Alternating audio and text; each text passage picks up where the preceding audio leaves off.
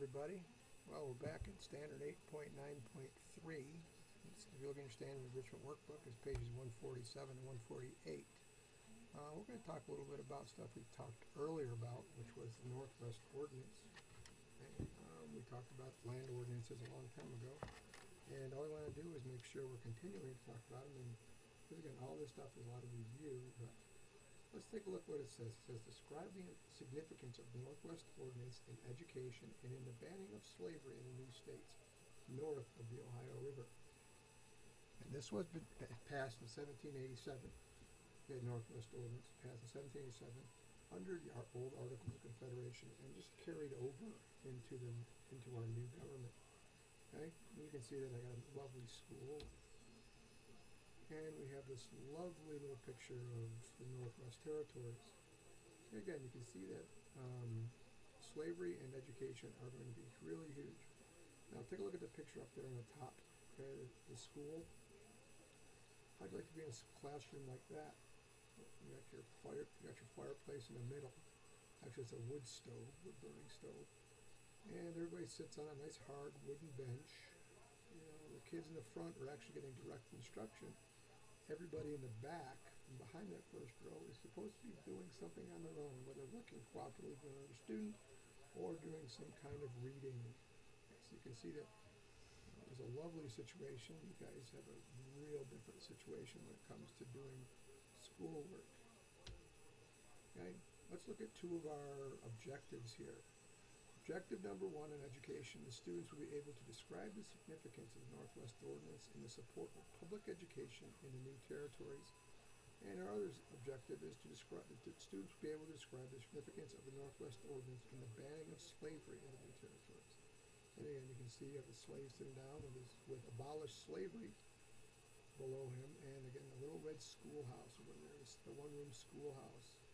Believe it or not, there are still one-room schoolhouses in use today, and some of them are actually here in California. If you ever have a chance to go up through the Central Valley, Gilroy and all those little places up there, you're going to see a lot. There's a few of them.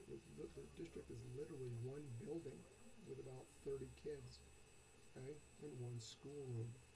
Okay, it's a real interesting place, and if you really want to try it, just head up north sometime and you can find them. A lot of Midwest or the plain states have these one-room schoolhouses as well too, because again, the community is very small.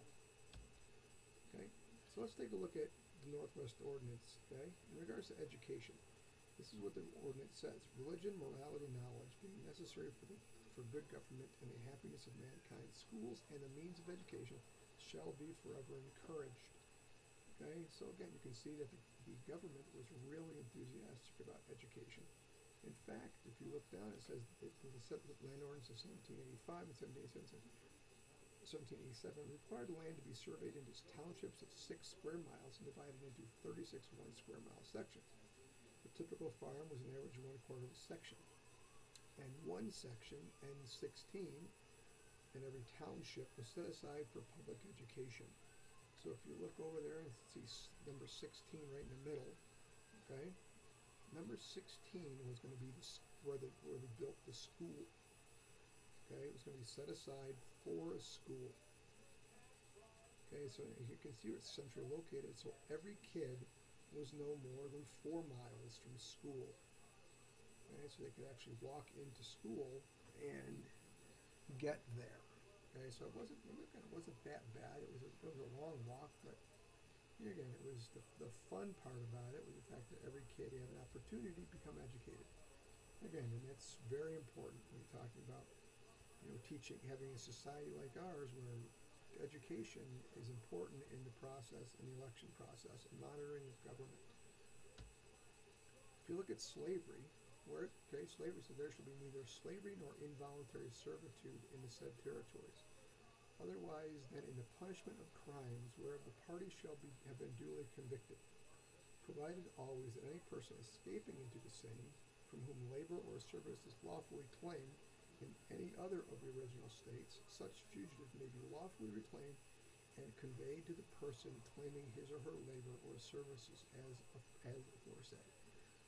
Basically what it's saying is that slavery was illegal, and it was illegal to own slaves in the new territories, But if a fugitive runaway slave did get into one of these states, Ohio, Indiana, Illinois, Michigan, and Wisconsin, that the slave was going to be sent back. If they were captured, they were going to be allowed, slave catchers or manhunters were going to be allowed to literally go into the territory and search for runaway slaves.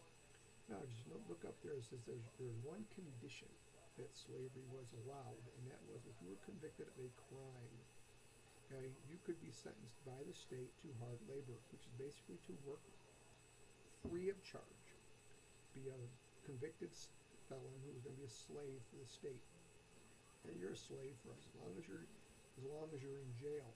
Most of the time, it wasn't very long, a couple of years maybe. But again, it was if you were convicted of a capital crime, you were going to be executed. But if you were convicted of a lesser crime, you're probably going to spend some quality time on a work farm, and working on some kind of government-run project. And that was again part of what they described as slavery. And again, so you can see that the Northwest Ordinance is very specific. And if we go back to here where it talks about education, morality, religion, and knowledge being necessary for good government and the happiness of mankind, schools and the means of education shall forever be encouraged. And slavery, there shall be neither slavery nor involuntary servitude. So you can see that they were very interested in the fact that you want to educate the people and keep slavery out, because again, these people, our country was founded by religious people, and we're talking about the moral question of slavery. A lot of people who were moving to these areas came from regions of Europe, again later on, who didn't believe in the idea of slavery. So if we look at move on to our objectives again. Describe the significance of the Northwest Ordinance and the support of public education in the new territories. Well, the first question is, what did the Land Ordinance of 1785 and the Northwest Ordinance say about education in new territories? Well, if we look back at our slides, again, it talked about you had to set aside one section of the township for public education. It talked about the religion, morality, and knowledge being necessary, for the happiness of mankind. Schools and education shall forever be encouraged. So they're going to spend money to educate the children, so that they could become full and active members and live a happy life. Why do you think that Congress felt public education was important enough to include in the law? This is where you're going to sit down. I want you to think about it for a minute. Why do you think that Congress felt public education is important? Think about yourselves and think about your parents in the future. Why do you think education should be funded publicly?